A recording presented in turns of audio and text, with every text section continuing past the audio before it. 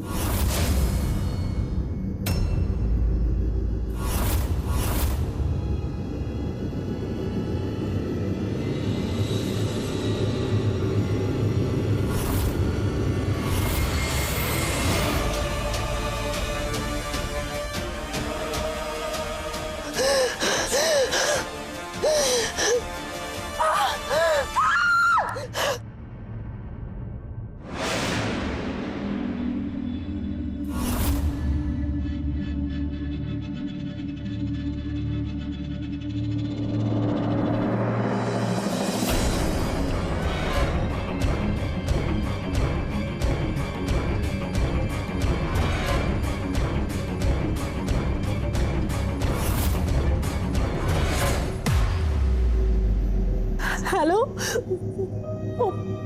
Police station. मैंने शायद किसी का खून। सोचिए एक दिन अचानक आपकी नींद से आंख खुले और आसपास खून ही खून हो, क्या हाल होगा आपका? ये खून किसका है, कहां से आया है? कहीं आपके घर किसी का खून तो नहीं हो गया? और सबसे बुरा ख्याल, कहीं आपके हाथों किसी का, सोचकर ही डर लग रहा है ना। नमस्कार, मैं हूं अमन यतन वर्मा और आज खाकी एक वचन पर हम देखने वाले हैं जयपुर में रहने वाली एक आम लड़की शालीन जायसवाल के साथ हुई ऐसी ही एक चौंका देने वाली घटना, जो अब पुलिस इंस्पेक्टर मृणाल शेखावत के लिए बहुत बड़ा चैलेंज बन जाने वाली थी। आखिर कहां से आया शालीन के कपड़ों पर खून? क्या शालीन के साथ कोई भद्दा मजाक कर रहा था, या फिर सचमुच शालीन के घर पर किसी का खून बहा था? क्या है ये खूनी खेल? ये जवाब ढूंढने के लिए अब पुलिस भी बेसब्र थी।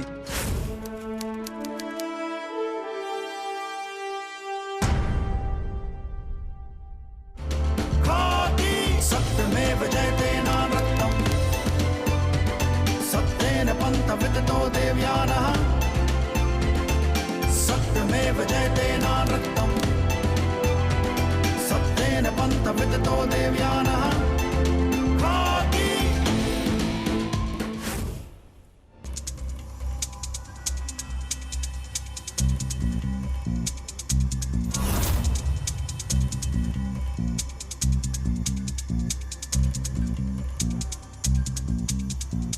तुम्हारी जगह कोई भी होता तो ऐसे ही शौक हो जाता शालीन, इसलिए डर से डरो नहीं। कल रात एग्जैक्टली क्या हुआ था?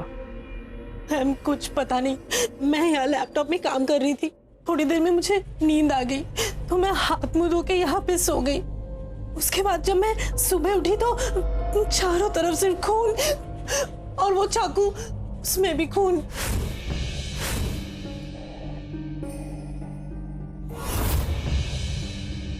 कल रात तुम यहाँ हॉल में सोई थी? जी, बेडरूम का एसी एक हफ्ते से खराब है, इसीलिए। रिपेयर नहीं करवाया तुमने? मैंने ट्राई की थी, लेकिन वो इलेक्ट्रिशियन एक नंबर का बदमाश निकला, इसलिए मैं दूसरा ढूंढ रही हूँ। अच्छे से सोच कर बताओ, कोई एक्स बॉयफ्रेंड या कोई भी ऐसा इंसान जो तुम्हें नुकसान पहुंचाना चाहता हो? नहीं मैम, मैं तो यहाँ 2 साल पहले जयपुर में आई हूँ अपनी थीसिस कंप्लीट करने।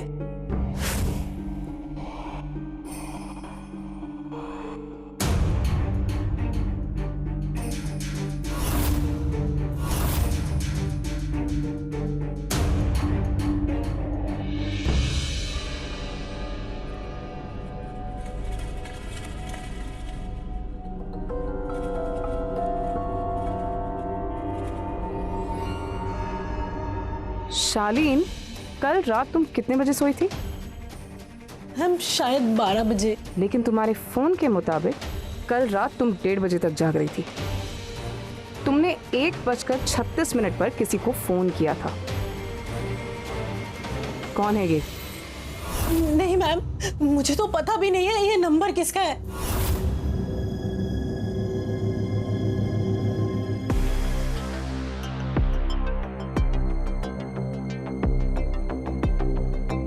अब शिलार, यस मैम। अब तक बर्तन मांज रहे हो या फिर ड्यूटी करने का टाइम मिल गया है? एक नंबर भेज रही हूँ, लोकेशन ट्रैक करके बताओ।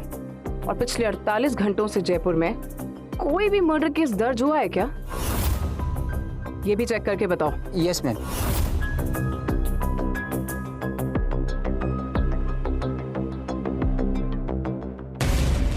मैम, ये पिल्स शालीन के बेडरूम से मिला।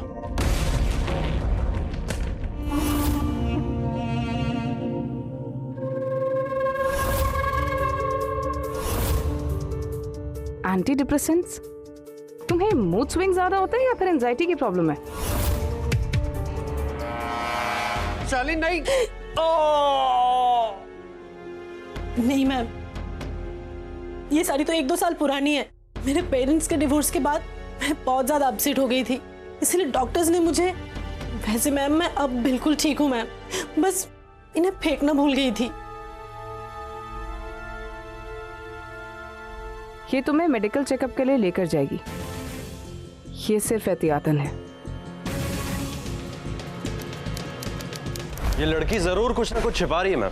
देखा आपने, जब उन दवाइयों की बात हुई तो एकदम से कैसे घबरा गई। मुझे तो बहुत अच्छी एक्ट्रेस लगती है।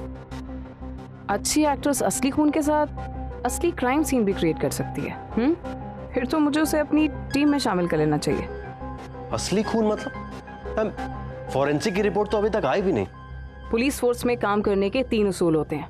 पहला उसूल, टेक्नोलॉजी पे भरोसा रखो, लेकिन एक्सपीरियंस को नजरअंदाज मत करो।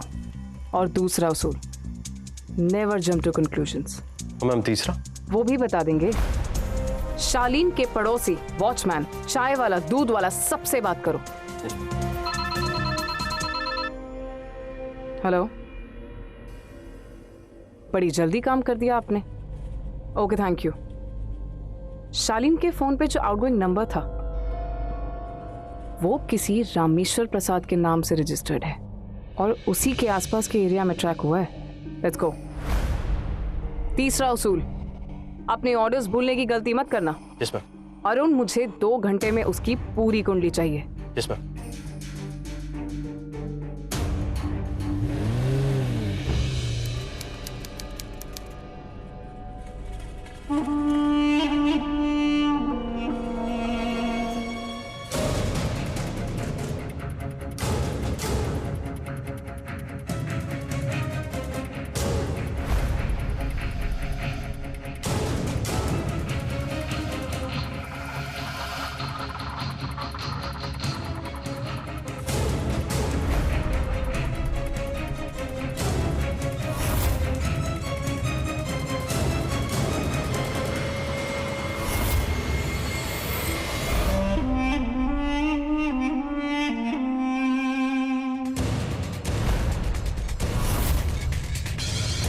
बताइए गुप्ता जी, शालीन के बारे में। साहब, वो बहुत संग की लड़की है। एक बार बच्चे यहाँ क्रिकेट खेल रहे थे, गलती से उसका घर का कांच टूट गया। पता है उसने क्या किया? उसी बॉल को फेंक कर मेरे घर का कांच तोड़ दिया। ये शालीन के बारे में क्या जानते हो? सर, मैं 1 हफ्ते से छुट्टी पे था, आज ही ड्यूटी ज्वाइन किया हूँ। ठीक है, बता कुमार, शालीन के बारे में बता। एक दिन उसके घर पे एसी रिपेयर करने गया तो मैंने पानी मांगा तो बोलने लगी मैं उसे उसके रूम से भगा रहा हूँ ताकि चोरी कर सकूं। मैंने तो जाना ही बंद कर दिया उस पागल लड़की के पास। शैलार, जी मैडम जी। इसके कपड़े और हाथों से तो लगता है कि एक मजदूर था और शायद इसी साइड पे काम करता था। लेकिन इसके नाखून इतने साफ क्यों? कोई मांस नहीं और आंखों में शौक तो देखो। लगता है किसी ने इस पर इतनी अचानक से हमला किया कि इसको स्ट्रगल करने का वक्त ही नहीं मिला।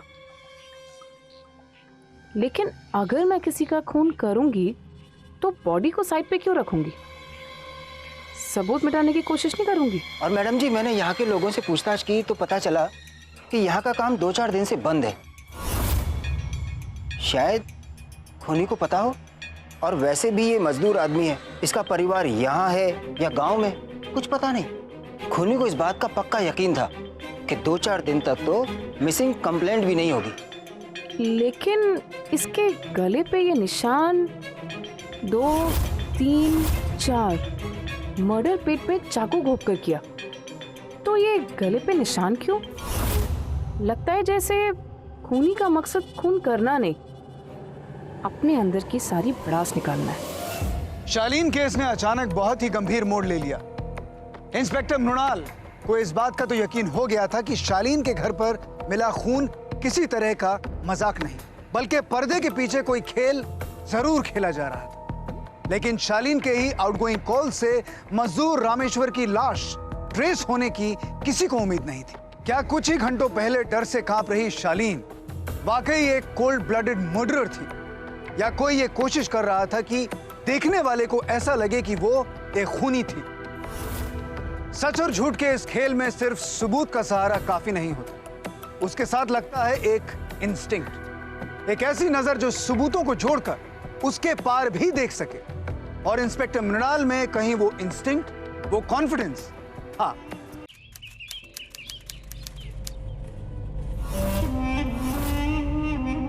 तुम्हारे चेहरे पर साफ लिखा है कि तुम इसे जानती हो। हाँ, मैं जानती हूँ इसे। एक नंबर का बदमाश और लफंगा इंसान था। लेकिन क्या हुआ इसे? कल रात को इसका मर्डर हो गया। ये लफंगा और बदमाश था, ये तुम कैसे जानती हो शालीन? क्योंकि आती जाती हर लड़कियों को ये बुरी नजर से देखा करता था। रात रात भर कंस्ट्रक्शन साइट पे ये मनराया करता था। मैंने अपने नेबर्स को भी बताया, किसी ने यकीन ही नहीं किया। वैसे भी कौन से दूध के धुले हैं वो लोग। तो तुमने प्लान बनाया कि तुम खुद उसको सबक सिखाओगी और तुमने उसको थप्पड़ मार दिया। हाँ, क्योंकि ये बहुत ही वाहियात किस्म का आदमी था। लेकिन कल रात को तुमने फिर से उसे अपने एरिया में घूमते हुए देखा तो तुम्हें गुस्सा आ गया और तुमने एंटी डिप्रेसेंट्स का ओवरडोज ले लिया और तुमने खुद पर कंट्रोल खो दिया और उसे मार दिया। और तुम्हें फिर से सुबह जब होश आया तो तुम डर गई और तुमने हमें फोन करके ये सारा ड्रामा किया। ऐसा नहीं है मैम, मैं गुस्से में थी, बहुत गुस्से में थी। लेकिन गुस्से में आकर मैं किसी का खून नहीं करती फिरती, वरना मैं अपनी पूरी सोसाइटी का खून, मेरा मतलब कि मैं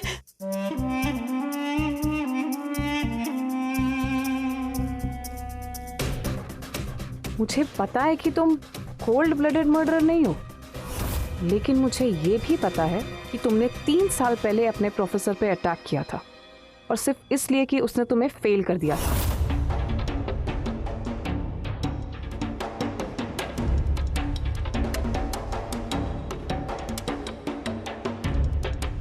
शालीन, तुम्हारा फोन चेक करते वक्त मुझे डॉक्टर ऋषभ सब्रवाल का नंबर मिला।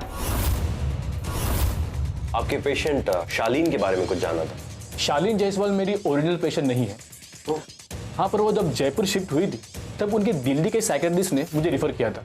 और हम ये भी जानते हैं कि तुम 1 साल तक दिल्ली के रिहैब सेंटर में रही थी, इसलिए जो कुछ भी बताना चाहती हो अभी बता दो,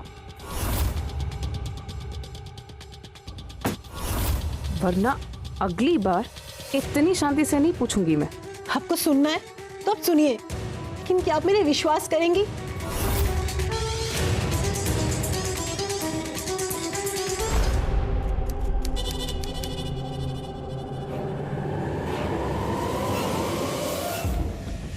सर, मुझे 0 कैसे मिल सकता है सर? मैंने तो सारे आंसर्स राइट दिए सर।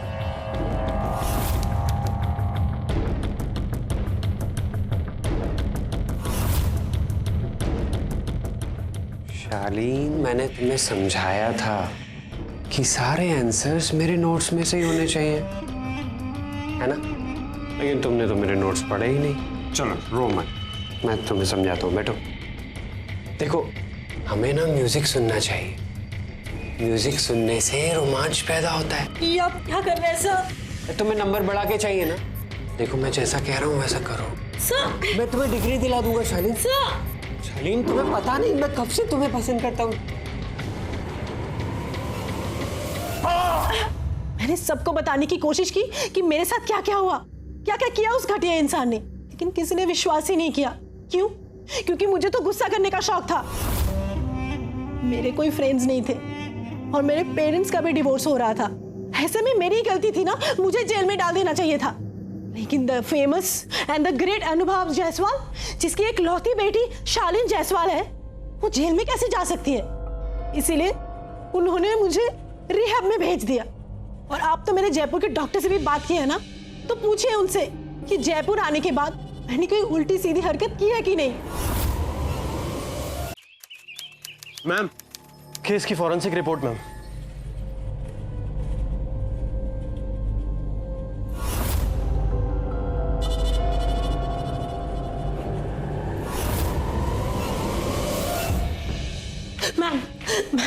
मैम मेरी बात तो सुनिए मैम। मैं ऐसा नहीं कर सकती हूँ मैम। मैं पागल नहीं हूँ। उस दिन भी वो लोग ये कह रहे थे कि वो देखो पागल लड़की ने टीचर की आंख फोड़ दी। मैम क्या आपको भी लगता है कि मैं पागल हूँ, कि मैंने उस आदमी को सच में? देखो शालीन, जो कह रही है फॉरेंसिक रिपोर्ट कह रही है। रिपोर्ट के मुताबिक तुम्हारे घर में जो खून मिला है वो रामेश्वर का है। इनफैक्ट मर्डर वेपन भी वही चाकू है जो तुम्हारे घर में मिला है। नहीं मैम, प्लीज मैम बात तो सुनिए ma'am, please ma'am please. Chaudhary, blue colour की शर्ट के धागे कौन से कलर के होने चाहिए? Obviously blue colour ma'am. अगर इतना ही ऑब्वियस है तो फिर फॉरेंसिक को रामेश्वर की बॉडी से ये मरून धागा कैसे मिला? उसके कपड़े भी तो ब्लू थे ना? लेकिन मैम शालीन के कपड़ों पर जो ब्लड स्टेन्स थे, मरून तो वो भी नहीं था, वो तो सफेद था। कोई ना कोई गलती तो हो रही है। इस गुत्थी में कोई एक हिस्सा तो ऐसा जरूर है जो फिट नहीं हो रहा। पोस्टमार्टम रिपोर्ट के मुताबिक रामेश्वर का मर्डर होता है रात को 11 से 12 के बीच में, और शालीन के फोन से उसे फोन जाता है रात को 1:36 पर। तो मान लो शालीन ने मर्डर कर भी दिया हो, तो वो उसे 1 घंटे बाद क्यों फोन करेगी?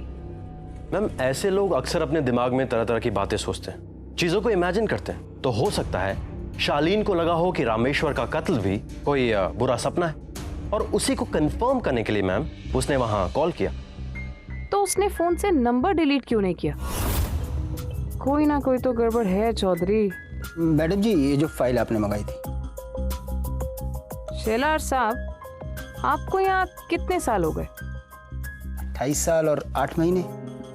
तो इन 28 साल 8 महीनों में कभी भी ऐसा हुआ है कि मर्डर के फोन के आउटगोइंग कॉल से विक्टिम का फोन ट्रेस किया गया और फोन डेड बॉडी के पास मिला? इतनी आसानी से कोई खूनी अपने खिलाफ सबूत थोड़ी ना छोड़ता है मैडम जी। इसका मतलब ये कि ये जिस किसी ने भी किया है वो चाहता था कि हम उस बॉडी तक पहुंचे। ये सारा इल्जाम शालीन पर है। लेकिन अगर कोई शालीन को फंसाने की कोशिश कर रहा था तो उसे पता था कि शालीन ने रामेश्वर को थप्पड़ मारा था मैम, और ये बात तो पूरी कॉलोनी को पता था, और सब के सब उसे नफरत भी करते थे। लेकिन उन सारे लोगों में कोई एक इंसान ऐसा जरूर है जो एक परफेक्ट क्राइम सीन क्रिएट कर सकता है। ना कोई फिंगरप्रिंट्स, ना ही कोई लापरवाही। ये काम तो एक शातिर क्रिमिनल ही कर सकता है। सारे खबरों को एक्टिव कर दो।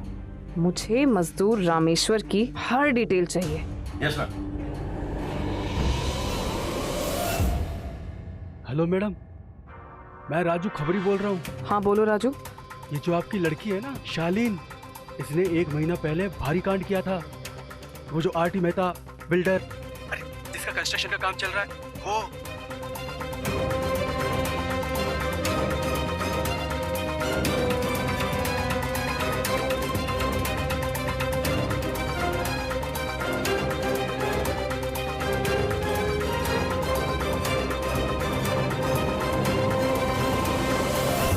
आपसे तो गुफ्तगू करनी पड़ेगी आरटी मेहता।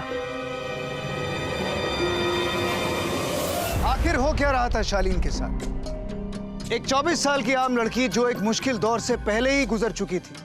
न सिर्फ कोई उसके दिमाग से खेल रहा था, बल्कि उसे खून के इल्जाम में फंसाने की पूरी कोशिश कर रहा था। माना कि उसके गुस्से, उसके हाइपर बर्ताव की वजह से उसके दोस्त कम और दुश्मन ज्यादा थे, लेकिन दुश्मनी निकालने का यह तरीका प्लान करना और उसे अमल में लाना यह किसी आम इंसान के बस की बात नहीं थी। लेकिन कोई बड़ा बिल्डर जिसके पास किसी मंझे हुए क्रिमिनल को हायर करने के पैसे और मोटिव दोनों, क्या वो हो सकता है असली गुनहगार?